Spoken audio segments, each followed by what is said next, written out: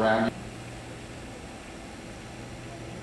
Ladies and gentlemen, as a courtesy to those around you, we'd like to request that you please turn off all cell phones or walkie-talkies, and please refrain from the use of flash photography and video camera lighting. Now, Walt Disney World proudly presents the Hall of Presidents.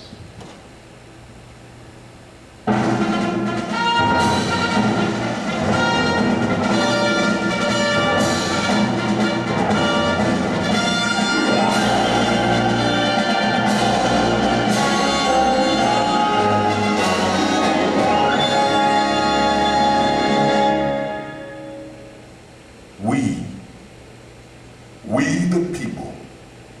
We hold these truths to be self-evident, that all men are created equal, that they are endowed by their Creator with certain unalienable rights, that among these are life, liberty, and the pursuit of happiness. With these words from the Declaration of Independence, we defined ourselves as a nation.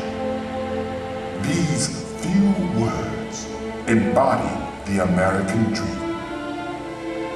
Without that dream, we would not be Americans. In 1787, after a bitter and bloody war against British rule, the 13 American states, which had united to win independence, sent representatives to a constitutional convention, charged with creating a document that would implement the principles of democracy for which they had fought so long and risked so much. Gentlemen, many issues have been resolved here and some have been set aside. Yet can we not agree that these constitutional liberties must extend to those Americans purchased and raised as slaves? I assure you, Mr. Chairman, if this convention fails to insert some security to the southern states against an emancipation of slaves, we can never receive the plan. My good countrymen, the warmest friends this Constitution has do not contend that it is free from imperfections. But there is a constitutional door open for change. I think the people can decide on the alterations and amendments, which time may prove necessary. General Washington, sir. Mr. Franklin. Fellow delegates, I cannot help expressing a wish that every member of this convention who may still have objections to it would, with me, doubt a little of his own infallibility and put his name to this instrument. And so it was that we, the people, in an age ruled by monarchs and tyrants, established a government bound by the wishes and desires of the governed. That first generation of citizens soon chose George Washington as America's first president. We were going to be a land of opportunity, in which the spirit of freedom would grow and expand with the American frontier. Yet planted in our path, every step of the way, were the seeds of unresolved conflict. The federal government's tariff is hereby declared null, void, and no law in the state of South Carolina. Hear, hear! We must protect our right to slaves! Darn right! If we do not stop such intrusion, federal laws will one day extend to all trade in the South. We should die! Keep up the energy! But Americans have always had a gift for summoning leaders equal to the deadliest crisis. And one of them was President Andrew Jackson. Brilliant, rough-hewn, courageous. There's nothing that I shudder at more than the idea of separation of this union. I tell you, if a single drop of blood be shed in defiance of the laws of the United States, I will hang the first man I can get my hands on to the first tree I can find. In the end, the conflict would not be averted by words, by threats, by compromise, or by laws, though many good men and women struggled to settle it in those ways.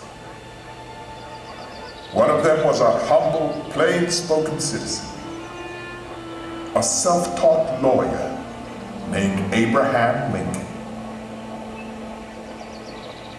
I tell you that this doctrine of Lincoln's, declaring that all men are made equal by the Declaration of Independence and by divine providence, is a monstrous heresy. These are know-nothing, you tell. My fellow citizens, I believe this government cannot endure permanently half slave and half free. A house divided against itself cannot stand. That's what you think, young drink of water? Yes, my friend, that's what I think. If you have listened to suggestions to believe that all men are not created equal, let me entreat you to come back. If the Declaration of Independence is not the truth, let us get the statute book in which we find it and tear it out. Who is so bold to do it? No one! I won't. Not I! If it is not true, let us tear it out. Never! Well, let us stick to it then. Let us stand firmly by it. Abraham Lincoln lost that election in 1858, but in losing, he won. For the people did not forget this impassioned man from the prairie who could not bring himself to violate the essential justice of the American dream. 2 years later, they sent him to the White House. By then, the time for reasonable words had passed. I know there is a God, and that he hates injustice and slavery. I see the storm coming. I know his hand is in it. We Americans had given Lincoln the hardest task any American president would ever face. When our nation was formed, we had slaves among us. Yet that does not destroy the principle that is the charter of our liberties. Now is the time for decision, for firm, persistent, resolute action. I shall act as I deem best calculated to make America a union of hearts and hands, as well as states. I wish to do justice to all.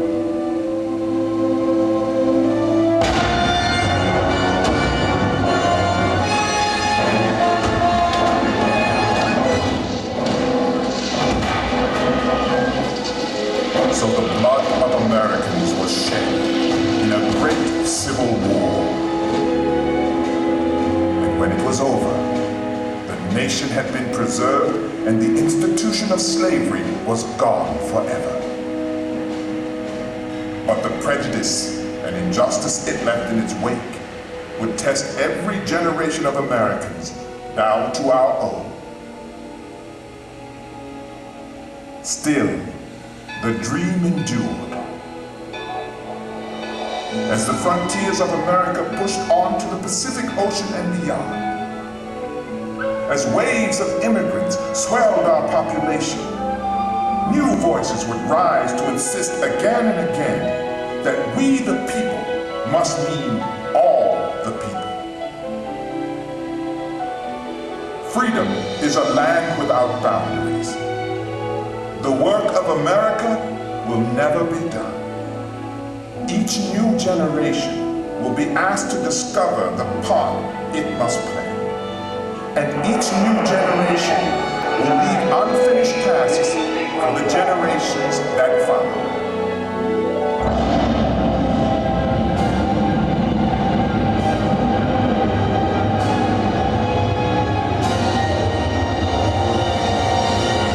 As long as the dream endures.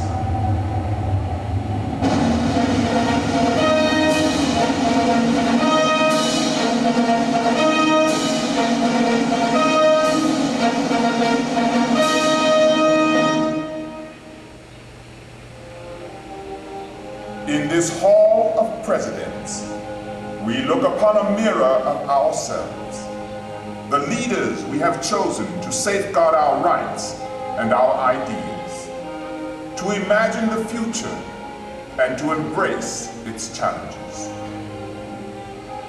Ladies and gentlemen, the Presidents of the United States. George Washington, John Adams, Thomas Jefferson, James Madison, James Monroe, John Quincy Adams, Andrew Jackson, Martin Van Buren, William Henry Harrison, John Tyler, James K. Polk, Zachary Taylor, Millard Fillmore, Franklin Pierce, James Buchanan, Abraham Lincoln, Andrew Johnson, Ulysses S. Grant, Rutherford B. Hayes, James A. Garfield, Chester A. Arthur, Grover Cleveland, Benjamin Harrison, William McKinley, Theodore Roosevelt, William H. Taft, Woodrow Wilson, Warren G. Harding, Calvin Coolidge, Herbert Hoover, Franklin D. Roosevelt, Harry S. Truman, Dwight D. Eisenhower, John F. Kennedy, Lyndon B.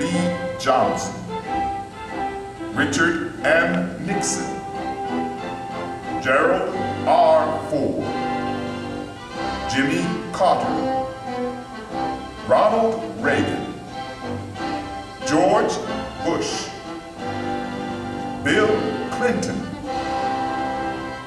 and the current President of the United States, George W. Bush. My fellow Americans, when we look back on the history of this country, we see a record of almost unbelievable energy, sacrifice, hard work, of impossible dreams that our ancestors dreamed and made real. We see injustice, too, that weighs on our hearts even today. But for every injustice, there has always been a voice crying out to right it, and America has always listened to those voices.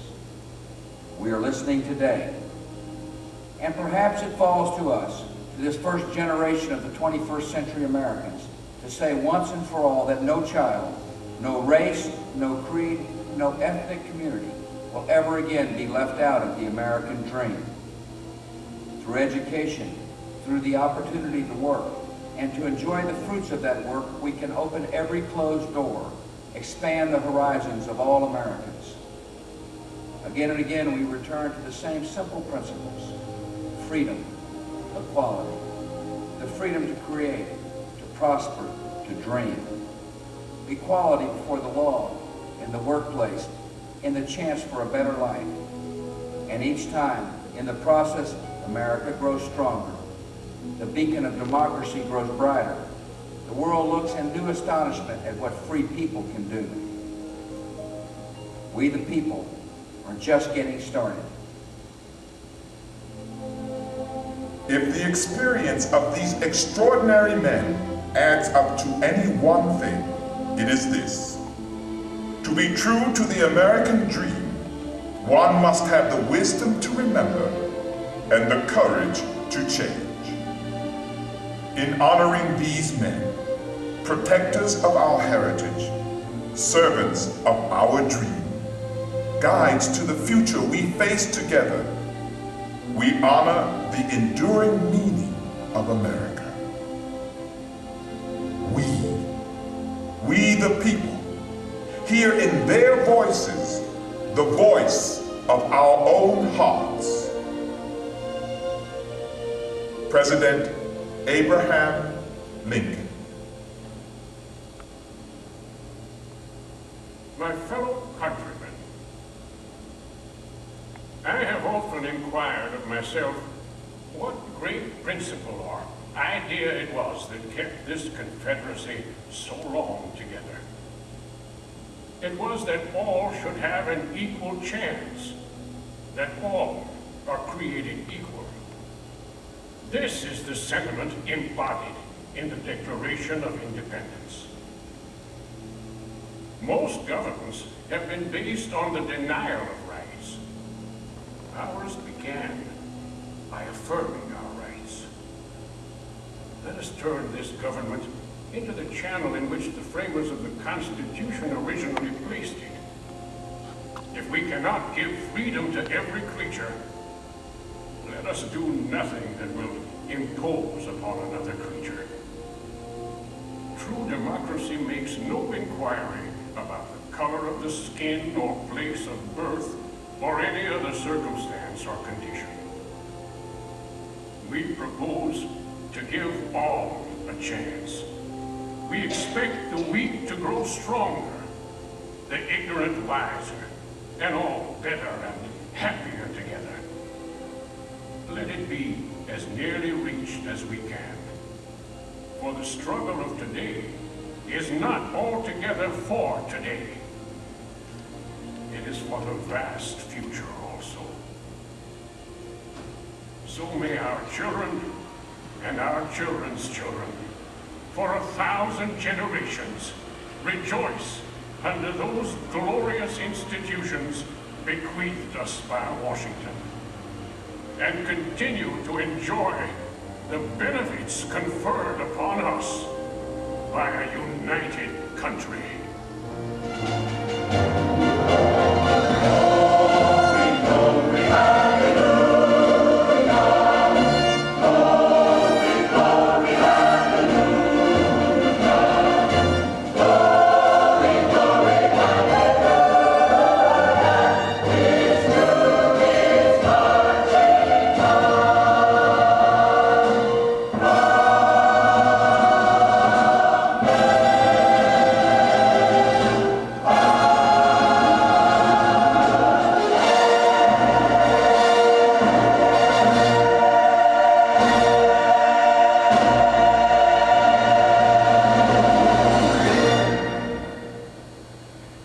Ladies and gentlemen, this concludes our presentation. At this time, please exit only through the doors